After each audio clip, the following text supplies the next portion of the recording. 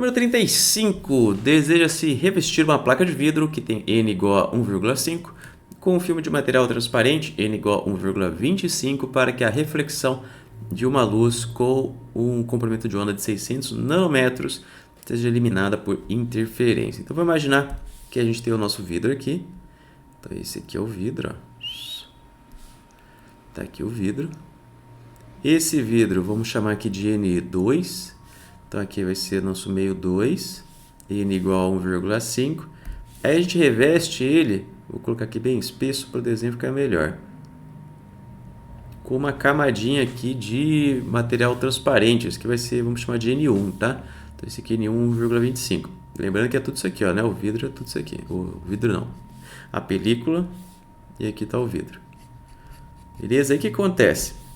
Aqui fora, né, disso, vamos supor que a gente está no planeta Terra, então tem ar. E aí esse ar eu vou dizer que é o N0 e vamos lembrar que a gente pode aproximar ele por 1,0, né? Que é o índice de refração do ar, né? Que é um pouquinho acima de 1, mas a gente sempre aproxima para 1. Então vamos entender o que acontece aqui. Vem um raio, vamos supor que ele vem assim, ó.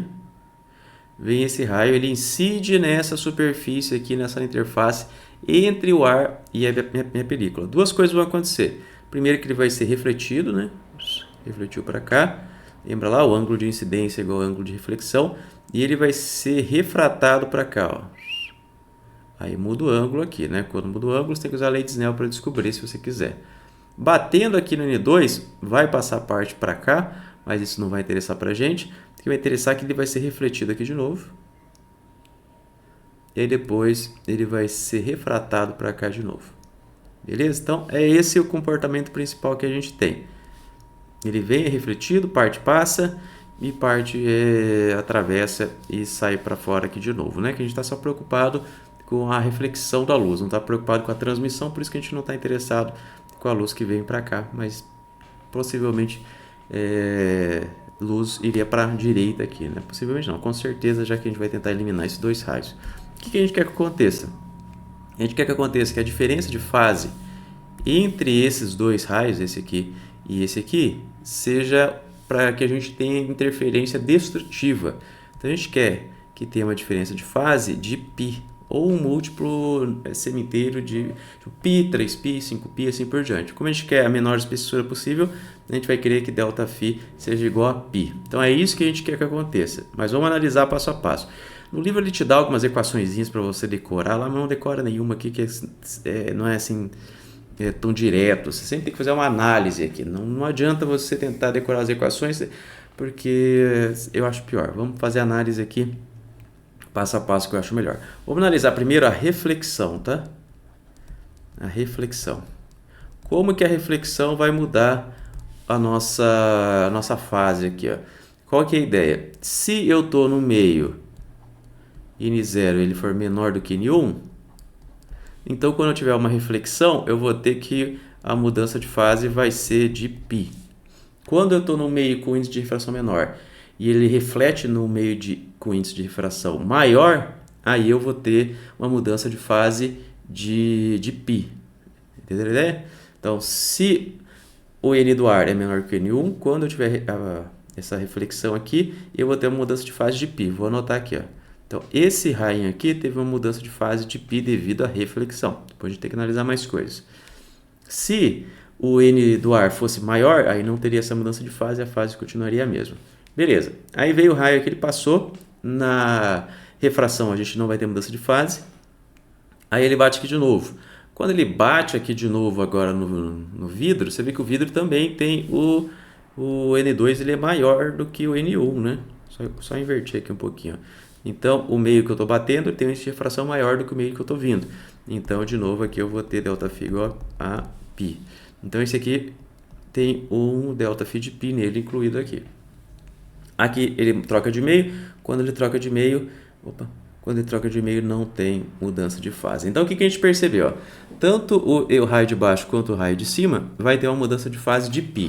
Então, pela reflexão sozinha, só olhando a reflexão, não mudou nada. A diferença de fase efetiva, vamos chamar assim, entre os dois raios é zero, né? Porque um mudou de π, outro mudou de π.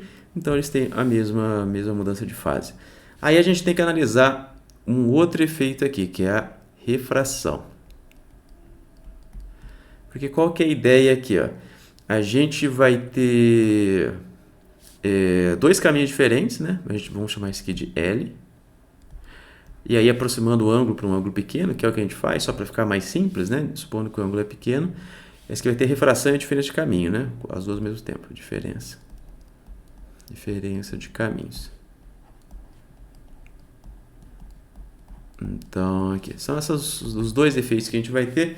Na verdade, a refração aqui não vai mudar muito, porque a gente não vai se preocupar com o ângulo, mas é a diferença de caminhos mesmo. Então, vamos só colocar a diferença de caminho. Aí, mas beleza. O que vai acontecer? Ó? Percebe que o raio aqui, o segundo raio de cima, ele vai andar L e depois voltar L. Então, ele vai andar 2 L's. Então, eu vou ter uma diferença de caminho de 2 L's para o raio de cima. E essa diferença de caminho de 2 L's, eu quero que ela me introduza uma diferença de fase de π. Por quê? De novo, porque eles estão com a mesma fase e eu preciso que a diferença de fase entre eles seja π. Então, eu preciso que essa diferença de caminho introduza uma diferença de fase igual a π. Como que eu vou fazer isso? Vamos lembrar da regrinha de 3. Se eu tenho uma diferença de caminho igual a lambda, então eu vou ter, ó, se a diferença de caminho é lambda, eu vou ter uma diferença de 2π. Se eu tenho uma diferença de caminho x, eu vou ter uma diferença de fase π. Então, se a lambda é 2π, que é um comprimento de onda completo, se a diferença de caminhos é igual a um comprimento de onda completo, eu vou ter uma diferença de fase 2π. Aí, regra de 3, se eu tenho uma diferença de caminho de x, qual vai ser a minha diferença de fase φ? Então, a equaçãozinha que a gente encontra utilizando a regra de 3 é essa daqui. E aí, eu quero saber a diferença de caminho, então eu vou usar lá o x. X vai ser igual a lambda φ sobre 2π, é isso, né? Se eu isolei correto, é isso. E lembrando que esse nosso x aqui, nesse caso, que é a diferença de caminho que eu andei, é 2 vezes o L, porque ele tem que ir e voltar, né? Ele tem que ir e voltar. Então, vamos escrever embaixo. 2L's igual a lambda φ sobre 2π. Eu quero que o φ seja quanto? Eu quero que o φ seja de π, né? Então, esse φ ele tem que ser π, porque essa é a diferença de fase que eu quero. Então, 2L's igual a lambda, que multiplica π sobre 2π. Então, 2L's igual a lambda sobre 2, L igual a lambda sobre 4.